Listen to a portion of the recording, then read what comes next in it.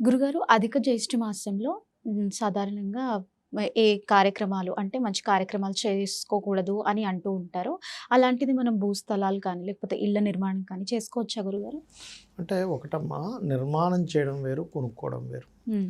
మీరు కొనుగోలు చేయడానికి ఇబ్బంది ఏం లేదు. ఓకే.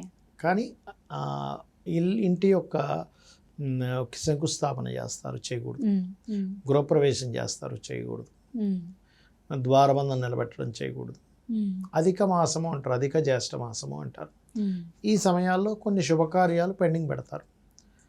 అంతేగాని వేరే వాటికి కాదు. ఇప్పుడు ఇల్లు మారుదాం అనుకుంటున్నారు, తప్పేం లేదు, మారిపోవచ్చు. మీరు రెంటిల్ అనుకోండి, మారచ్చు. హ్మ్. ఉద్యోగం మారుదాం అనుకుంటున్నారు, మారచ్చు. హ్మ్.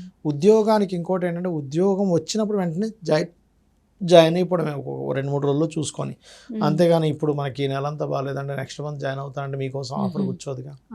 ఇప్పుడు అధిక జ్యేష్ఠ మాసం అంటే నేను ఉద్యోగంలో జాయిన్ అవ్వనంటే నువ్వు తినడం మానేస్తున్నావు. ఏ మాసం అయితే మాత్రం తింటున్నాం కదా మనం.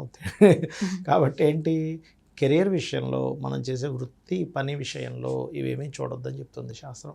ఇప్పుడు మటన్ కొట్టుకునే వ్యక్తి ఉన్నాడు అనుకోండి, అయ్యప్ప స్వామి దీక్ష తీసుకున్నాడు, అతను మటన్ కొట్టుకోవచ్చు, తప్పేం లేదు.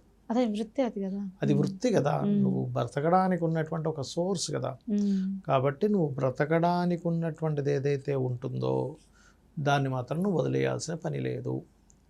అధిక జ్యేష్ఠ మాసాల్లో ఏంటంటే గ్రహస్థితులు కొన్ని శుభకార్యాలు చేయడానికి మనకి అధిక జ్యేష్ఠ మాసాలు. గురు మౌఢ్యమి, శుక్ర మౌఢ్యమి అని కొన్ని మౌఢ్యములు ఉంటాయి. అలాంటి సమయంలో శుభగ్రహాల యొక్క దృష్టి భూమి మీద ప్రసరితం అవ్వదు కాబట్టి సూర్యుడి యొక్క ఎనర్జీతో అది కనెక్ట్ అవ్వకపోవడం, అంటే దీని ఎనర్జీ ఎక్కువ, సూర్యుడి ఎనర్జీ ఎక్కువ దాని కాంతి కంటే కూడా. కాబట్టి ఆ సమయాల్లో మీరు ఏ శుభకార్యాలు చేయొద్దు అంటారు. అంటే పెళ్ళిళ్ళు, లేకపోతే మనకి మళ్ళీ 16 రోజుల పండుగ ఉంది, దానికి సంబంధం లేదు. ఓకే. అదేవిధంగా ఒక చిన్న పిల్లవాడికి ఎవరికైనా పుట్టెంటుకలు తీయాలి ఈ మాసంలో, అట్లా ఏం సంబంధం లేదు. ఓకే. కాకపోతే కొన్ని విషయాలకి, కొన్ని శుభకార్యాలకి, గృహప్రవేశాలకి, గృహారంభాలకి, పెళ్ళిళ్ళకి, వీటికి మాత్రం వద్దని చెప్పారు. అంతేగాని మరొకటి ఏం కాదు. ఇంకా కొన్ని ప్రాంతాల్లో ప్రాంతాన్ని బట్టి ఉంటుంది. ఇప్పుడు నార్త్ సైడ్ వాళ్ళు ఇవేం పట్టించుకోవచ్చు, చేసేస్తారు. ఇప్పుడు రాహుకాలం ఉంది, మనకు సంబంధం లేదు కానీ మనం పాటిస్తున్నాం. ఇది యాక్చువల్గా రాహుకాలం అనేది తమిళనాడుకి సంబంధించింది. మనం చూడాల్సింది యమగండము, దుర్ముహూర్తము, వజ్రము, ఈ 3 చూడాలి. చాలా మంది తెలియక ఇవి చూడట్లే. అసలు చూడాల్సినవి ఇవి అంటే ఏమి లేదమ్మా. ఇప్పుడు అదేదో దేశంలోనే మొన్నది విన్నా, అక్కడ మీకు ఇక్కడ ఏవైతే ఇప్పుడు గంజా ఇవన్నీ ఇక్కడ క్రైమ్ కదా, అక్కడ క్రైమ్ కాదు.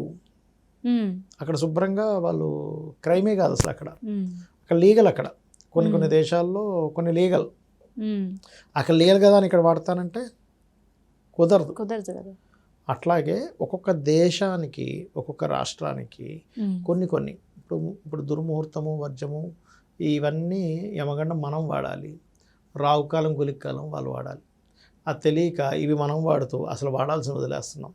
మీరు ఏదైనా ముఖ్యమైన పనికి వెళ్తున్నారు, ఈ దుర్ముహూర్తము, రాహుకాలం, మన యమగండము, వర్జము చూసుకోవాలి. ఒక ముహూర్తం పెడుతున్నాం, ఇవి ఖచ్చితంగా చూడాలి. ఇంకొకటి, అధిక జ్యేష్ఠ మాసం గురించి మాట్లాడుతున్నారు కాబట్టి చెప్తున్నాను.